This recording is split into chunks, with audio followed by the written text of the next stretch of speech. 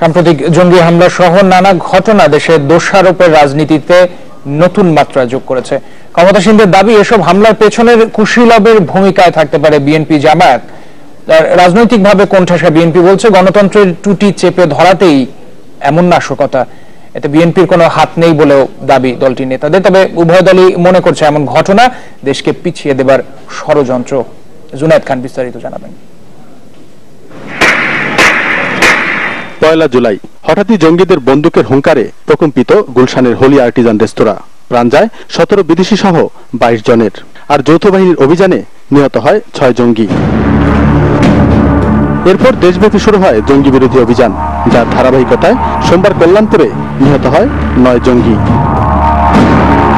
বিশ্বজুড়ে যখন আইএসের বিরুদ্ধে যুদ্ধের দামামা, তখন সংগঠনটির ঢাকা হামলার দায় স্বীকার। এদেশে যে তারা শিকড় গেড়েছে সেটি আন্তর্জাতিক মহলে প্রমাণের চেষ্টা, নাকি এসব স্থানীয় জঙ্গি সংগঠনের কাজ, এ নিয়ে রয়েছে জোর বিতর্ক। তবে সরকারের দাবি দেশে আইএসের কোনো অস্তিত্ব নেই। এসব জঙ্গি হামলায় মদত দিচ্ছে বিএনপি জামায়াত।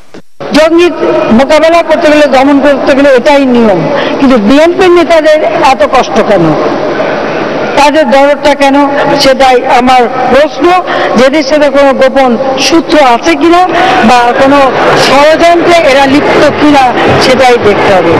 তবে বিএনপি বলছে ঘটনা তদন্তের আগেই ঢালাইভাবে বিরোধীদের দোষারোপ করায় আড়ালেই থেকে যাচ্ছে মূল রহস্য।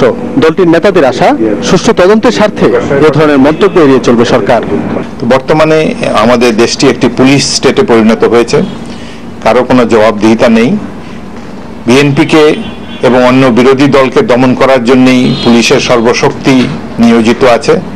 আওয়ামী লীগ যা কিছু দেশে ঘটুক, তারা কেবলমাত্র দেখে যে বিএনপি এবং বিরোধী দল এটি করছে, যে কারণে প্রকৃত অপরাধীরা পার পেয়ে যাচ্ছে। এবং এটি অনেক দুঃখজনক।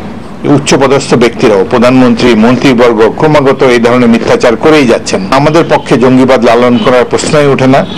আমরা শান্তিপ্রিয় একটি দল, গণতান্ত্রিক দল। ক্ষমতাসীন দলের নেতাদের অভিযোগ, যারা স্বাধীনতা চায়নি এমন দেশীয় ও আন্তর্জাতিক চক্র দেশের বিরুদ্ধে গভীর ষড়যন্ত্রে লিপ্ত।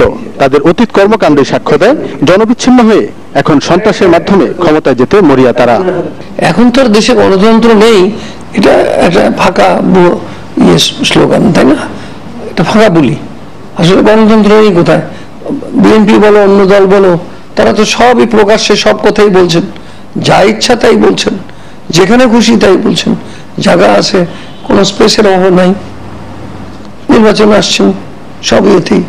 কাজেই ঘুরে ফিরে কিন্তু আমি বলি যে নতুন কিছু না, সরকারকে উৎখাত করার জন্য চেষ্টা। তবে এই দুই নেতাই মনে করেন সুষ্ঠু তদন্তের মাধ্যমে খুব শিগগিরই এসব ঘটনার জট খুলবে। ওই লোকগুলো যে দলেরই হোক না কেন, তারা ধরা পড়বেই। জুনায়েদ খান, চ্যানেল 24, ঢাকা।